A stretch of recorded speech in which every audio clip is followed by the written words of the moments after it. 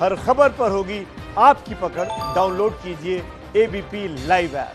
कई बड़े देशों में ये बात होने लगी कि अब कोई जरिया तो है नहीं इस वायरस को हल करने का, लगातार फैलता जा रहा है, मौतें होती जा रही हैं, वैक्सीन बनने में अभी 1 से 1.5 साल का समय लगेगा, तो क्या करें। तो एक शब्द है बायोलॉजी का, हर्ड इम्यूनिटी। हर्ड इम्यूनिटी का मतलब यह है कि अगर इस बीमारी को हम फैलने दें, अगर इस बीमारी पे को रोके ना, हम इसको फैलने दें, तो एक पूरी कम्युनिटी जो है, एक बड़ा जो समूह है, वो संक्रमित हो जाएगा इस वायरस से। और जब वो समूह इस वायरस से संक्रमित होगा तो खुद ब खुद, क्योंकि ये प्रकृति का नियम है, तो उस वायरस से लड़ने के लिए खुद ब खुद इंसान के अंदर एक प्रतिरोधक क्षमता पैदा होगी, और उस प्रतिरोधक क्षमता के बाद ही इस कोरोना से लड़ा जा सकता है, यानी हर्ड इम्यूनिटी। आज मैंने एम्स के डॉक्टर मेरे साथ सुबह बुलेटिन में जुड़े और एक डॉक्टर मैक्स के जुड़े, तो मैंने उनसे जानने की ये कोशिश की कि हर्ड इम्यूनिटी आखिर क्या होता है, क्या हर्ड इम्यूनिटी ही एकमात्र विकल्प है, क्योंकि वैक्सीन बनने में तो 1 से 1.5 साल का वक्त लग जाएगा। तो उन डॉक्टर्स ने बड़ी अहम जानकारी मेरे साथ शेयर करी। मैं इस वीडियो में आगे और उस इंटरव्यू का पार्ट भी ज़रूर अटैच करूंगी आपके लिए, ताकि आप सुन सकें कि डॉक्टर्स ने एग्जैक्टली क्या कहा। लेकिन मैं आपको बता दूं कि डॉक्टर्स ने कहा कि ये कोई हल नहीं है।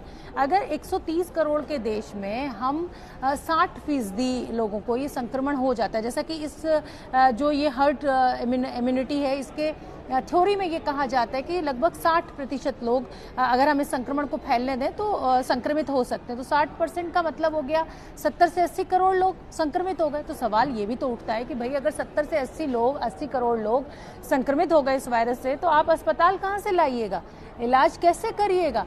क्या इतने लोगों की जिंदगी की कॉस्ट पे हम एक प्रयोग करने की स्थिति में है इस समय दुनिया या हिंदुस्तान?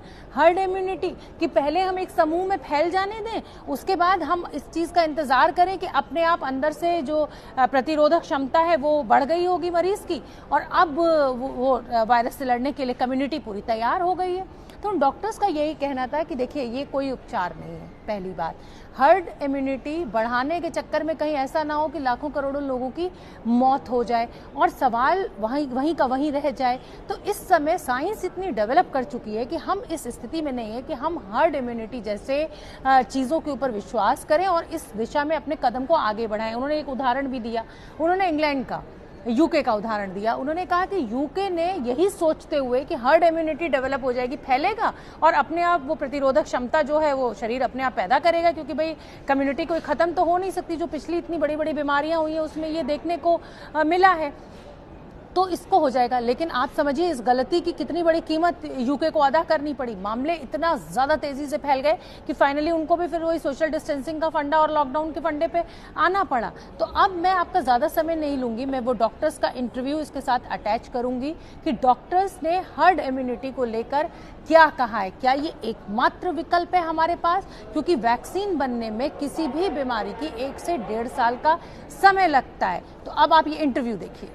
डॉक्टर पुनीत, चाइना में ऐसे बहुत सारे मामले सामने आए हैं कि संक्रमण से मरीज ठीक हो गया, उसके बाद 2 महीने बाद उसको फिर से ये संक्रमण पाया गया है। तो ये हर्ड इम्यूनिटी की अगर हम बात कर रहे हैं तो ये तो कोई अभी इसका तोड़ है नहीं कि एक बार संक्रमण हो गया, एंटीबॉडीज डेवलप हो गई तो अब आगे नहीं होंगी।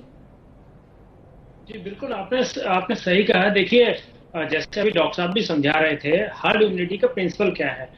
हर्ड शरीर में एक क्षमता होती है जिसे हम एक्टिव इम्यूनिटी कहते हैं, एक पैसिव इम्यूनिटी कहते हैं, और जो हर्ड इम्यूनिटी है ये बेसिकली पॉपुलेशन बेस्ड इम्यूनिटी होती है। होता क्या है कि अगर अधिकतर लोग उस चीज के लिए इम्यून है तो वायरस का स्प्रेड नहीं हो पाएगा, और कुछ परसेंटेज ऐसे लोग जिनमें इम्यूनिटी नहीं है वो भी बचे रहेंगे।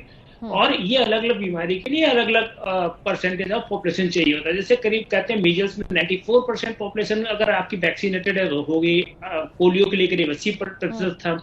हर्ड इम्यूनिटी में एक चीज और आती है। देखिए आजकल आपने देखा होगा विभिन्न लोगों के विभिन्न प्रकार के बीमार है कि साहब हमें हर्ड इम्यूनिटी होनी चाहिए, हमें खोल देना चाहिए लॉकडाउन, हमें क्या करना चाहिए।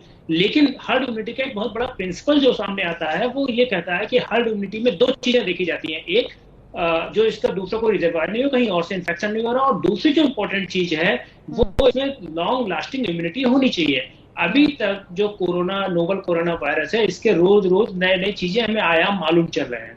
अभी कोरिया से भी ऐसी खबर आई है, चीन से भी ऐसी खबर आई है, कुछ अन्य देशों से भी ऐसी खबर आई है कि लोगों में दोबारा इन्फेक्शन हुआ है। तो अगर ऐसा होता है कि उनमें दोबारा इन्फेक्शन हो रहा है या एंटीबॉडी टाइटर है बट वो इतने सफिशिएंट नहीं है कि इन्फेक्शन को रोक सकें, तो ये सारी चीजें हर्ड इम्यूनिटी को जरूर अफेक्ट करेंगी। तो अभी ये बहुत ही उसके साथ नहीं कहा जा सकता सत्यता के साथ कि क्या हर्ड इम्यूनिटी सच में पूरे देश के लिए कार्य करने वाली है या नहीं, क्योंकि जब तक हमें इन सारी चीजों के पूरे उत्तर नहीं मिल सकते हैं, जब तक हम ये नहीं जानते हैं कि कितनी लॉन्ग लास्टिंग इम्यूनिटी है और अगर एंटीबॉडीज बन रही है तो वो जो एंटीबॉडीज है प्रोटेक्टिव टाइटर्स हैं या नहीं है और कब डिके कर रहे हैं, ये सारी चीजें जब तक पूरी इंफॉर्मेशन नहीं है तब तक इसमें बोलना उचित नहीं होगा। ठीक है डॉक्टर संदीप बुद्धिराजा, क्या आपकी जानकारी में कोई ऐसी बीमारी इतिहास में रही हो जो हर्ड इम्यूनिटी का इस्तेमाल कर कर पूरी तरह से खत्म कर दी गई हो या उस पर रोकथाम कर दी गई हो? देखिए, अगर आप ये सवाल मुझसे 100 साल पहले पूछते तो मैं ये कहता 1918 का जो स्पेनिश फ्लू हुआ था वो प्रोबेबली हर्ड इम्यूनिटी की वजह से ही आखिर में खत्म हुआ, क्योंकि पूरी दुनिया में इतने लोगों को ये फैल चुका था कि वायरस को आगे कोई इंसान मिला ही नहीं जिसमें वो फैल सके। लेकिन आज की स्थिति में, आज की तारीख में ये कहना कि देशों को हर्ड इम्यूनिटी पे छोड़ देना चाहिए, इन्फेक्शन होने दीजिए और अपने आप देखा जाएगा, अपने आप खत्म हो जाएगी, ये मैं आज की दुनिया में, आज की साइंस की नॉलेज के बेसिस पे मानने को तैयार नहीं हूं। यूके ने भी सोचा, लेकिन 3-4 हफ्ते के अंदर उनको अपना डिसीजन रिवर्ट करना पड़ा और जब तक रिवर्ट करा उन्होंने डिसीजन, वो बहुत लेट हो चुके थे। हिंदुस्तान को ये गलती नहीं करनी चाहिए। हर्ड इम्यूनिटी जो होगी वो होगी, लेकिन इस पे हमें नहीं बैठे रहना कि 6 महीने तक वेट करते हैं, हर्ड इम्यूनिटी आएगी फिर कुछ करना नहीं है। और अब कर क्या सकते हैं? कर ये सकते हैं कि 2 ही चीजें हैं जो इसको रोक सकती हैं हर्ड इम्यूनिटी के अलावा। और हर्ड इम्यूनिटी में जैसे सही कहा कि अगर हम वेट करें कि 80 करोड़ भारतीयों को ये इन्फेक्शन हो जाए तो उनमें से लाखों में, मिलियंस में लोग जो हैं वो मरेंगे, अस्पताल जाएंगे और कोई भी अस्पताल दुनिया भर में इतना प्रिपेयर्ड नहीं है, किसी भी समय ना आगे होगा ना आज है, उतने मरीजों को हैंडल करना, इसलिए वो चीज गलत है। दूसरा, आपने कहा कि हम कंट्रोल्ड वे में इन्फेक्शन होने दें। कैसे? वायरस हमारे हाथ में तो है नहीं कि उसको हम कंट्रोल में कि आज आप 100 मरीज लो, कल 100 मरीज लो, वायरस कौन बन जाता है और कैसे बन जाता है। तो फिर आप हर्ड इम्यूनिटी का अगर एक्सपेरिमेंट करें और लाखों लोगों की जिंदगी की कॉस्ट पे करें तो ये कहीं ना कहीं मतलब कहा जाए कि गलती होगा। डॉक्टर पुनीत मिश्रा, चाहे हम इबोला की बात करें, चाहे हम सार्स की बात करें, कोरोना वायरस से पहले भी कई बीमारियां फैल चुकी हैं, क्या उस समय हर्ड इम्यूनिटी को लेकर विचार हुआ था? क्या किसी देश ने इससे लड़ने की, इबोला से और सार्स से कोशिश की थी हर्ड इम्यूनिटी के जरिए? देखिए, जब पहले सार्स का आउटब्रेक हुआ था या इबोला हुआ था तो वो बहुत ही एक छोटे एरिया में ही कंटेन कर लिया गया था और बहुत ज्यादा नहीं फैल पाया था। आप इबोला की जहां तक बात करते हैं उसमें बहुत हाई मॉर्टेलिटी थी और उसको अफ्रीका में कंटेन कर लिया गया था, पूरी दुनिया में नहीं फैला। जो हर्ड इम्यूनिटी का अगर कॉन्सेप्ट आपको समझना है तो 2 बीमारियों में ज्यादा अच्छे से समझा जा सकता है कि आज के परिप्रेक्ष्य में एक पोलियो बीमारी थी जो अभी हमने अपने देश से खत्म कर दी है।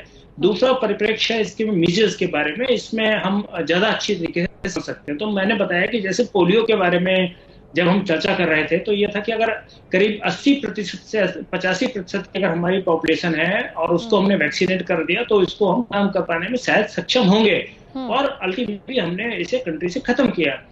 मीजल्स में करीब 94% है। लेकिन अभी क्या दिक्कत क्या है इस बीमारी में, कोरोना में जो हम बात कर रहे हैं, देखिए कोरोना वायरस जो अभी नोवेल कोरोना वायरस आया है इसके बारे में बहुत सारी चीजें हमें नहीं मालूम है कि इसकी इम्यूनिटी लॉन्ग लास्टिंग है, शॉर्ट लास्टिंग है, आगे वायरस कैसे बिहेव कर रहा है और किस टाइप की इलनेस दे रहा है। अगर आप इसके सिम्टम्स पे जाएंगे और पेशेंट्स के ऊपर जाएंगे तो रोज नई नई बातें समझ में आ रही हैं। तो क्या हम अपनी पॉपुलेशन को इस समय हम ये कहते हैं कि हर्ड इम्यूनिटी होगी और सबको हम खोल दें तो उसके जो कॉन्सिक्वेंसेज होंगे अभी तक किसी को नहीं मालूम है। तो ये बड़ा मुश्किल है इस बीमारी के परिप्रेक्ष्य में। ठीक है, डॉक्टर संदीप बुद्धिराजा भी मेरे साथ जुड़े हुए हैं। डॉक्टर संदीप बुद्धिराजा, WHO ने साफ साफ कह दिया है कि इस वायरस के साथ जीना सीख जाइए, वैक्सीन बनने में 1.5 से 2 साल लगेगा, लोगों का फ्रस्ट्रेशन लेवल बहुत, आप कहिए कि मतलब अब दिक्कत में है लोग, लॉकडाउन में कितने दिन रह सकते हैं, तो क्या करें? क्या एकमात्र उपाय जो है वो वैक्सीन का इंतजार ही अब दिख रहा है? देखिए, जैसे डॉक्टर साहब ने, डॉक्टर पुनीत ने अभी बोला, 2 बीमारियों के एग्जाम्पल दिए उन्होंने, पोलियो और मीजल्स। उन केस में, दोनों बीमारियों के केस में हर्ड इम्यूनिटी डेवलप हुई वैक्सीन से, ना कि नेचुरल बीमारी से। अगर मैं कहता कि हिंदुस्तान में पोलियो को इरेडिकेट कर दीजिए, 80% पॉपुलेशन को पोलियो होने दीजिए, तो सोचिए 10% पॉपुलेशन आज पैरालाइज होती। सिमिलरली मीजल्स जो है, अगर पूरे देश में फैला देते कि हर्ड इम्यूनिटी हो, तो उसमें से 30% लोगों की डेथ हो चुकी होती। तो आज की दुनिया में हम हर्ड इम्यूनिटी को बाय नेचुरल इन्फेक्शन नहीं होना देंगे। तो इस टाइम जो कोरोना के लिए है, 2 या 3 चीजें हैं। एक तो हमें इससे जीना सीखना है, जैसे स्वाइन फ्लू से हमने जीना सीख लिया। क्यों? क्योंकि उसका इफेक्टिव वैक्सीन आ गया था और इफेक्टिव एंटीवायरल। तो ये 2 सबसे जरूरी चीज है। और मैं आपको एश्योरेंस दे रहा हूं कि हमारी साइंस इतनी तरक्की कर चुकी है कि जल्द ही एक स्पेसिफिक अच्छा एंटीवायरल भी निकल आएगा। और वैक्सीन का अगर आज आप देखें तो ऑक्सफोर्ड में, यूके में ह्यूमन ट्रायल शुरू हो गए हैं। तो कहा तो जरूर जा रहा है कि 1 से 2 साल, 1.5 से 2 साल लगेंगे, लेकिन कुल मिलाकर चाहे डॉक्टर मुझे पूरी उम्मीद है कि वैक्सीन इस साल एंड तक आ जाएगी। बिल्कुल। सिर्फ अगर हमारे पास कोई विकल्प है तो एक तो सावधानी हमें बरतनी है, बार बार हाथ धोना है, सोशल डिस्टेंसिंग का पालन करना है, और दूसरा हमें वैक्सीन का इंतजार करना है। एबीपी न्यूज आपको रखे आगे।